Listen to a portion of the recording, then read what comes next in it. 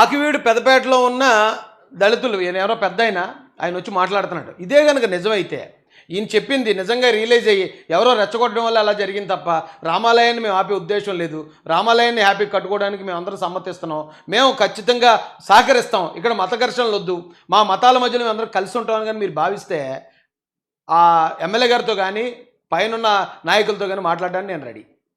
నేను వచ్చి మాట్లాడతాను, ఈ సమస్యకి పరిష్కారం తీసుకొద్దాం, మత ఘర్షణలు ఈ రాష్ట్రంలో రాకుండా అడ్డుపడదాం. అందరికీ నమస్కారం అండి. నా పేరు దర్శి శ్రీనివాసరావు, మాది పెద్దపేట అండి. మా పెద్దపేటలో గత కొద్ది రోజులుగా కొన్ని సమస్యలు జరుగుతున్నాయండి. అది సమస్యలకు పరిష్కారం ఎమ్మెల్యే గారు చూపించాలని, ఎమ్మెల్యే గారికి అపాయింట్మెంట్ ఇస్తారని మాకు ముందుగా మమ్మల్ని ఎమ్మెల్యే గారి దగ్గర తీసుకెళ్ళి మీరంతా కలిసి మాకు ఎమ్మెల్యే గారి దగ్గర ప్రాధాన్యపడినట్టుగా మమ్మల్ని సహకరిస్తారని కోరుకుంటున్నామండి. బయట వారు వచ్చి మమ్మల్ని రెచ్చగొట్టడం వల్ల గొడవ అయితే జరిగింది కానండి. రాజేష్ ఖన్నా గారు, ఇస్మాయిల్ గారు, మేసాల ఆయన పేరు నాకు అయితే తెలియదండి, మేసాల ఆయన కలిపిండి మా సంఘస్థులందరూ కొద్దిగా రెచ్చగొట్టారండి. అందులో ఆయన చెప్పిన దాంట్లో ఆ ఇస్మాయిల్ అనేవాడు పివి సునీల్కి బంటు, పివి సునీల్కి రఘురామరాజు గారి మీద మంట.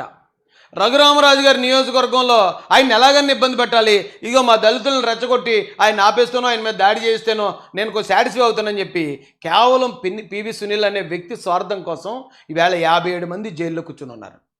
57 మంది కుటుంబాలను వదిలేసి జైలుకి పోయి ఉన్నారు. పివి సునీల్ వెళ్ళాడా కనీసం పలకరించడానికి? కనీసం అక్కడికి వెళ్ళి పలకరించాడా? కనీసం ఒక లాయర్ని పెట్టాడా? వీడియోలు పెట్టుకుంటున్నాడు. నేను క్రిస్టియన్ కాదు, నేను హిందూనని చెప్పుకోవడానికి ఎక్కడో ఆంజనేయ స్వామి టెంపుల్కో లేకపోతే ఆయన్ని పిలిపించుకుని దండ వేయించుకుని సాల్వ వేయించుకుంటున్నాడు. అతని బ్రతుకు కోసం అతను ఆలోచించుకుంటున్నాడు. అతని బ్రతుకు కోసం అతను ఆలోచించుకుంటున్నప్పుడు అతని బ్రతుకు కోసం మీరు చచ్చిపోతారా? మీరు జైలుకి పోతారా? ఆకివీడు దళితులను అడుగుతున్నాను నేను చెప్పేది మీకోసం. ఇప్పుడు మన ఇంట్లో తమ్ముడు అన్న ఉన్నాడు, అవతల బలవంతులు ఉన్నప్పుడు వీడు తప్పు చేసి గొడవకి వెళ్తున్నట్టు ఏం చెప్తాం మనం కూడా వెళ్ళిపోతాం వెనకాల, రొద్దు తప్పు నీదే ఉంది కదా ఆగిపోంటాం. ఒకవేళ తప్పు వీడిది లేకపోయినా కూడా అలా ఎక్కువ మంది ఉన్నారు నువ్వు వెళ్ళకంటాం. అటు మన సొంత తమ్ముడు కాబట్టి దెబ్బలు తినేస్తారేమో అని బాధ. అదే బాధతో నేను ఆకివీడు దళితులకు చెప్తున్నాను. అంతే తప్ప లేదు మీరు వెళ్ళని గొడవకు నేను వెనకాల నుండి చూసుకుంటాను, మీరు దెబ్బలు తినేసి మీరు జైలుకి వెళ్ళిపోయాక మీ గురించి నేను సోషల్ మీడియాలోనో లేకపోతే బయట ప్రెస్ మీట్లు పెట్టి పెద్ద నాయకుడిని అయిపోతాను అంటలే. గొడవ ఆపడానికి చూస్తే తప్పే ఉందండి, ఆపడానికి చూస్తే తప్పు కాదు కదా. గొడవ రెచ్చగొట్టడానికి ఎందుకంటే భీమవరంలో లేదు మేము ఆకివీడు దళితుల కోసం మీటింగ్ ఎడేస్తాం, మేము ఏదో యూటీఎఫ్ హాల్ అనేది ఉందట, మీటింగ్ ఎడేస్తాం మేము చేస్తామని చెప్పి వచ్చారట. ఇక్కడ ఎవరన్నా మీటింగ్ పెడితే అరెస్ట్ చేస్తాం అన్నారట పోలీసులు. ఒక్కళ్ళు లేడు అక్కడ. అరెస్ట్ చేస్తామన్న మాటకి హక్కులు కాలు రాస్తున్నారు అది ఇదని చెప్పేసి ఇంటికి పోయి సోషల్ మీడియాలో పోస్టులు పెట్టుకుంటున్నారు. కానీ పెద్దపేట దళితులు మాత్రం పోరాడేయాలి, కేసులు అయినా పోరాడేయాలి, దెబ్బలాటలు జరిగినా పోరాడేయాలి, వాళ్ళని చంపేసినా వాళ్ళు మాత్రం పోరాడేయాలి, వీళ్ళు మాత్రం దూరంగా ఉంటారు. అలాంటి రెచ్చగొట్టే వాళ్ళతో జాగ్రత్త. ఒకసారి బైరి నరేష్ అని తెలంగాణ ఆయన స్వామి అయ్యప్ప స్వామి గురించి తప్పుగా మాట్లాడితే ఆయనకు నేను వీడియోలో మీరు దయచేసి ఇతర మతాలను ఇలా కించపరిచి మాట్లాడకండి, ఏమనంటే అంబేద్కర్ గారు అప్పుడు ఏదో రాశారు, లేకపోతే రాముడు రహస్యాలు లేకపోతే కృష్ణుడు రహస్యాలు అనే పుస్తకాలు చెప్తున్నారు. ఆయన ఆ కాలానికి రాశాడు, అది కాలానుగుణంగా ఆయన రాసిని ఇప్పటికి మనం కంపేర్ చేసుకోవాలి అని చెప్పాను. చెప్తే ఈ వైసీపీలో ఉన్న దళితులు రాజేష్ అంబేద్కర్ గారిని విమర్శించాడు, రాజేష్ అంబేద్కర్ గారిని ఇలాగన్నాడు అలాగన్నాడు అని తెగతిట్టేయడం మొదలెట్టారు. తెగతిట్టేయడం మొదలెట్టి ఆ క్రమంలోనే నేను ఒకరోజు ఆ ఫోను ఎవరన్నా డౌట్ ఉంటే ఫోన్ చేయండి అంటే ఒక అతను ఫోన్ చేశాడు నాకు, దళిత నాయకుడు. రాజేష్ నువ్వు అంబేద్కర్ రచనలు ఇచ్చేసి అంత మొగోడువా, బైరి నరేష్ చేసింది ఏం తప్పు ఉందని నువ్వు మాట్లాడు, బైరి నరేష్ కరెక్ట్గానే మాట్లాడాడు కదా అన్నాడు. అవునా కరెక్ట్గా మాట్లాడా, సరే అదే మాట నువ్వు కూడా మాట్లాడి సోషల్ మీడియాలో పెట్టాను. అదే మాట మాట్లాడమన్నాను. బైరి నరేష్ ఏదైతే మాట్లాడిందని కరెక్ట్ అంటున్నావో అదే మాట అదే వీడియో నువ్వు నువ్వు సోషల్ మీడియాలో పెట్టాను. వెంటనే అతను ఏమన్నాడు తెలుసండి, అంటే రాజేష్ నన్ను అరెస్ట్ చేయించడానికి కుట్ర పన్నుతున్నాడు అన్నాడు. అంటే ఆ మాట మాట్లాడితే అరెస్ట్ అవుతాడని వీడికి తెలుసు, అదే మాట బైరి నరేష్ మాట్లాడితే బైరి నరేష్ అరెస్ట్ అవుతాడని కూడా తెలుసు. కానీ బైరి నరేష్ మాట్లాడి అరెస్ట్ అయిపోవాలి, ఈయన కొడుకు బాగానే ఉంటాడు. అలాంటి యదవులు ఉన్నారు, అలాంటి దొంగలు ఉన్నారు. వీళ్ళు ఈ రోజున రాష్ట్రంలో అక్కడక్కడి నుంచి లేదు అక్కడ రామాలయం కట్టకూడదు, అక్కడ గొంతెలం గుడి కట్టాలి, అక్కడ రఘురామరాజుని ఎదిరించాలని మాట్లాడుతున్న పకోడిగాడు ఎవడైతే ఉన్నాడో ఆడు ఒక్కడు కూడా అక్కడికి రాడు. చూసుకోండి, ఒక్కడు కూడా అక్కడికి వచ్చి ఇగో నేను సమర్థిస్తున్నాను ఇక్కడ రామాలయం కట్టడానికి వీల్లేదని ఎవరినైనా చెప్పమని అక్కడికి వచ్చి ఒక్కడు చెప్పడు, పారిపోతారు.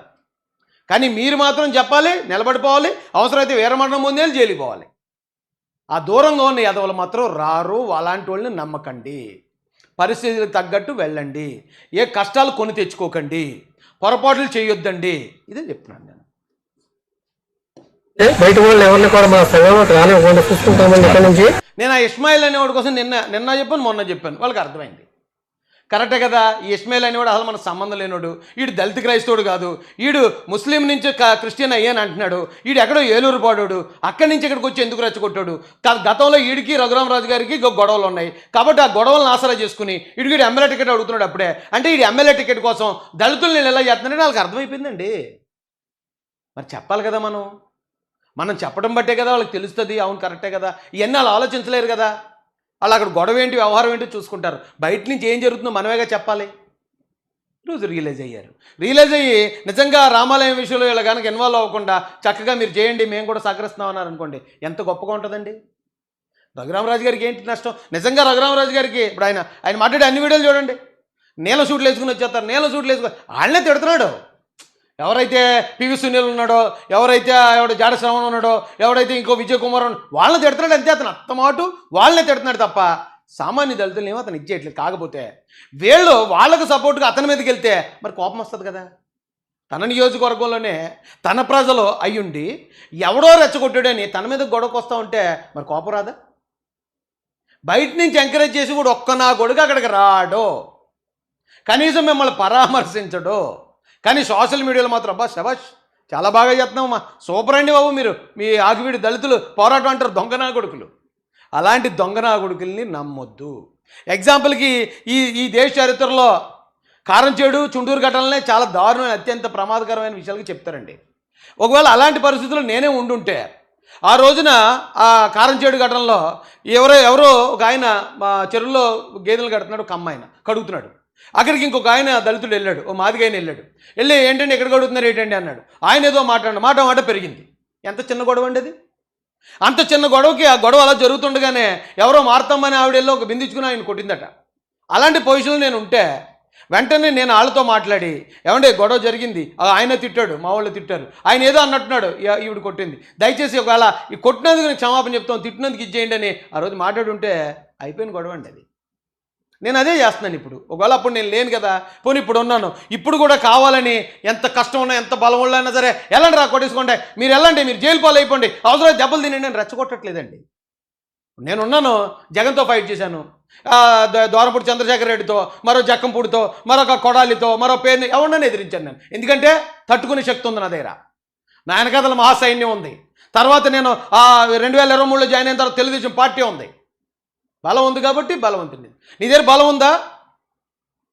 నువ్వు తప్పు లేకుండా ఉన్నావా? ఎవరు నన్ను వ్యతిరేకించు, ఎవరు నన్ను ఎదిరించు, అంతే తప్ప నీ దగ్గర బలము లేక, నీ దగ్గర న్యాయము లేక నువ్వు పొరపాటు చేసి ఎందుకు అని చెప్తున్నాను. ఈవేళ బిందుతో కొట్టిన సోరతమ్మ గారు బాగానే ఉన్నారు, కానీ ఏం జరిగింది? చిలికి గాలివాన్లు అయిపోతాయండి గొడవలు. అక్కడ తప్పు ఖచ్చితంగా ఆ ఏరియాలో ఉన్న అగ్రకులం నుంచి వచ్చి దాడి చేసిన వాళ్ళ దగ్గర 100% తప్పు. కానీ ఆ గొడవను ముందుగానే ఆపే అవకాశం ఉంది కదా అంటున్నాను. చుండూరులో కూడా ఏదైతే ఒక సినిమా హాల్లో జరిగిన గొడవ మొదలైంది. ఆ గొడవను మనం అక్కడే ఆపుంటే అంతమంది నరభేదం జరిగి ఉండకపోను కదా అంటున్నాను. ఇప్పుడు మనం ఏమంటాం, ఏదో కానండి మృతవీరులు అంటున్నాం. సమాధులు కట్టిన తర్వాత మృతవీరులు అంటాం, లేదా జైలుకి వెళ్ళిపోయిన తర్వాత వీరాది వీరులు అంటాం. కాదండి, వాళ్ళు చచ్చిపోకుండా, వాళ్ళు జైలుకి వెళ్లకుండా కాపాడుకోవటం గొప్ప విషయం. ఏదైనా గొడవ వచ్చినప్పుడు కూడా ఆ గొడవని సామరస్యంగా మనం చెప్పి మాట్లాడుకుంటే ఏం పోయింది? ఇప్పుడు కూడా చెప్తున్నాను నేను, ఈ ఆంధ్రప్రదేశ్లో కానీ తెలంగాణలో ఎక్కడైనా సరే ఏదైనా గొడవ అయిందా, పొరపాటు మీ వైపు ఉందా చెప్పండి, మీ తరపున నేను వచ్చి అవతలని కన్విన్స్ చేస్తాను, రిక్వెస్ట్ చేస్తాను. మీ తరపున నేను క్షమాపణ చెప్పైనా ఆ గొడవను సాల్వ్ చేసే ప్రయత్నం చేస్తాను. లేదు మీ వైపు న్యాయం ఉంది, అవతలోడు తప్పు చేశాడా, మీకు న్యాయం జరిగేదాకా నిలబడతాను, అంతే తప్ప ఎవరు పిలకుండా గొడవ ఎక్కడ జరిగింది అక్కడికి ఏదో శవం దగ్గరికి రాబోందు వాలిపోయినట్టు నేను రాను, నాకు ఆ పని లేదు. ఎందుకంటే దానికి కొంతమంది అయితే కూటమిని బదనాం చేయడానికో లేకపోతే ఇంకోటి ఏదో చేయడానికో వస్తారు అలాంటి వాళ్ళు, నాకు ఆ పని లేదు. మీరు నిజంగా న్యాయం కావాలని కోరుకుంటే తప్పకుండా నేను వస్తాను, నేను వచ్చి అక్కడ నిలబడతాను, జరగాల్సింది చూస్తాను, పోలీసు వారితో మాట్లాడగలను, రాజకీయ నాయకులతో మాట్లాడగలను, అంతకన్నా పెద్ద నాయకుల దృష్టికి కూడా తీసుకెళ్ళగలను. కాబట్టి మనం గొడవ అయిపోయిన తర్వాత దెబ్బలు తినేసో లేకపోతే మన వాళ్ళు చచ్చిపోయో జైలుకి వెళ్ళిపోయో అప్పుడు తెలుసుకునే దానికన్నా కూడా, అప్పుడు మనం మాట్లాడుకునే దానికన్నా కూడా అంతకన్నా ముందే ఆపేస్తే, నేను ఇది ఆపకపోతే ఏదైతే ప్రవీణ్ పగడాల మత ఘర్షణలు రేగిపోను, చాలామంది చచ్చిపోతారు. నేను అప్పుడు అలా చెప్పకుండా ఉండుంటే. అలాగే అంబేద్కర్ కోనసీమ జిల్లా విషయంలో కూడా నేను వచ్చి మాట్లాడకుండా ఉండుంటే అక్కడ కూడా చాలా పెద్ద గొడవలు ఉన్నాయి. ఆకివీడు విషయంలో కూడా హిందూ క్రిస్టియన్ గొడవలు అవి జరగకుండా వీలైనంత వరకు చెప్పుకొచ్చాం. జనాలు విన్నారు, దళితులు కూడా విన్నారు. ఆగిపోయింది కదండి గొడవ. ఇప్పుడు ఇలా జరగకుండా ఉండుంటే ఏం జరుగుండేది? వైసీపీ వాళ్ళు రెచ్చగొడతారు. ఆపండి అంతే, రామాలయం ఆపి తీరాలి, మేము రామాలయాన్ని కట్టనిచ్చామంటే మీరు ఓడిపోయినట్టే అని వీళ్ళు రెచ్చగొడతారు. అయితే మనం ఓడిపోయినా కుదరదని చెప్పి వీళ్ళు గట్టిగా పట్టుకుంటారు. వాళ్ళు ఏం చేస్తారు? అవతల నుంచి అవతల పార్టీలోనూ లేకపోతే అవతల మతంలోనూ రాజకీయం చేసే వాళ్ళు అక్కడే ఉంటారు. దీన్ని ఉపయోగించి ఎలాగైనా సరే మనం రాజకీయం చేయాలి సార్, బాగా దొరికారని చెప్పి వాళ్ళ జనాన్ని అందరినీ ఏకం చేసుకుని వాళ్ళు వస్తారు. ఏం జరుగుతుందండి? అటువైపు మనిషి చనిపోయినా ఇటువైపు మనిషి చనిపోయినా మళ్ళీ ఆయన తీసుకురాగలమా? ఎందుకు దాన్ని అలా పెంచుకుంటూ వెళ్ళాలి? ఎందుకు మనం అందరూ భారతీయులమే కదా. కులాల మతాలని మన పైన వేసుకున్న బట్టలు లాంటివి తప్ప మన లోపల సోల్ అంతా, ఆత్మ అంతా ఇండియనే కదా. ఇండియన్ అయినప్పుడు ఓ మాట తగ్గేవా, లేకపోతే ఓ మాట బ్రతిలాడో, ఓ మాట ఇంకోటి చేస్తే ఇచ్చేది తప్పేంటి? అది అతను ఎవరో ఒక అడిషనల్ ఎస్పీ స్థాయి అధికారి. నేను మొన్న అవసరమైతే బతిలాడదాం ఇతర కులాలని ఇతర పార్టీలను పోస్ట్ పెడితే, బతిలాడితే హక్కులు రావు, పోరాడితేనే హక్కులు వస్తాయని అంబేద్కర్ ఫోటో ఇచ్చి చెప్పాడు. కానీ అతను మాత్రం చక్కగా ఉద్యోగం చేసుకుంటాడు. అతను ఎక్కడ పోరాటానికి రాడు. అతను హ్యాపీగా ఉద్యోగం చేసుకుంటూ వాళ్ళ ఫ్యామిలీని చూసుకుంటూ ఉంటాడు. పోరాటం లేదు, గాడిగుట్లేదు. కానీ మనం పోరాడాలి. మనం పోరాడి మనం వీరమరణం పొందేయాలి. వాళ్ళు మాత్రం రారు. సమస్య పరిష్కరించడానికి ప్రయత్నిస్తే తప్పేంటి? ఇలాంటి వాళ్ళు ఉన్నారు. దయచేసి వాళ్ళని గ్రహించండి. జగన్మోహన్ రెడ్డి గారి విషయంలో చూపించాను కదా, ఆ భార్యాభర్తలో ఒక దళితుని చంపేస్తే వాళ్ళని వెనకేసుకొస్తున్నాడు జగన్మోహన్ రెడ్డి. ఇక్కడ జగన్ కోసం గొడవపడిన దళితులు జైలు పాలైపోతే కనీసం పట్టించుకోలేదు. ఒక్క నాయకుని కూడా పంపించలేదు పరామర్శించడానికి. ఎవరి కోసం మీరు గొడవలు చేస్తున్నారు? ఎవరి కోసం రప్పని తిరిగి పొట్టేళ్ళు నరుక్కుంటూ తిరిగి జైలు పాలైపోయి పోలీసులతో తన్నులు తింటున్నారు? ఎవరి కోసం పోలీసులతో రోడ్డు నడిపించుకుంటూ వెళ్తూ ఉంటే మొత్తం పరువంతా పోగొట్టుకుని నడుచుకుంటూ వెళ్తున్నారు? ఎవరి కోసం? మీకోసం ఏం చేశాడు జగన్మోహన్ రెడ్డి? ఆయన ఆడటం మానేస్తారు కొంతమంది. ఇదేంటి మాకు ఇన్ని జరుగుతున్నా జగన్ ఒక మాట కూడా మాట్లాడట్లేదంటే ఆడటం మానేసి మళ్ళీ అదే వైసీపీ వాళ్ళు ఆ డౌట్ ఎక్కడైతే వచ్చేస్తుందో జగన్ ఎక్కడైతే అడిగేస్తారని రాజేష్ మాట్లాడట్లేదు. రాజేష్ గాను నేనేమైనా ఓట్లు వేయించుకున్నానా? నేనేమైనా రాజ్యాంగబద్ధ పదవి అనిపించాలి లేదా రిజర్వేషన్లో నేనేమైనా అధికారి అయ్యానా? ఏం చేశానని? నాకు ఇంకా ఏ అర్హత ఉంది? ప్రతి సమస్యని నేను అడ్రస్ చేయడానికి నా చేతిలో ఏ అధికారం ఉంది? అరే ఓట్లేసి ఎవరో కేసీఆర్ అన్నట కత్తి ఎదుటోటి చేతికి ఇచ్చి నువ్వు వెళ్ళి ఫైట్ చేయమంటే నరికి పాడేస్తాడు కదా. దాన్ని ఇచ్చే కత్తేమో జగన్కి ఇస్తారా? ఇచ్చే ఓటు జగన్కి వేస్తారా? ఆ జగనే మిమ్మల్ని సావు దొబ్బితే రాజేష్ మాసాన్ని రావాలా? ఏం పద్ధతి అండి ఇది? దయచేసి ఆలోచించండి. ఆకువీడి దళితులు చెప్తున్నాను నేను. నా ఫోన్ నెంబర్ అక్కడ ఎవరో ఒకరి దగ్గర అలాగే ఉంటుంది. ఒకవేళ దీన్ని కమ్యూనికేట్ చేయాలి, మాట్లాడాలి అంటే కనుక రావడానికి నేను ఈరోజు సిద్ధంగా ఉన్నాను. జై భీమ్, జై భారత్, జై జై మహాసేన, జై తెలుగుదేశం, జై చంద్రబాబు, జై జై లోకేష్ అన్న.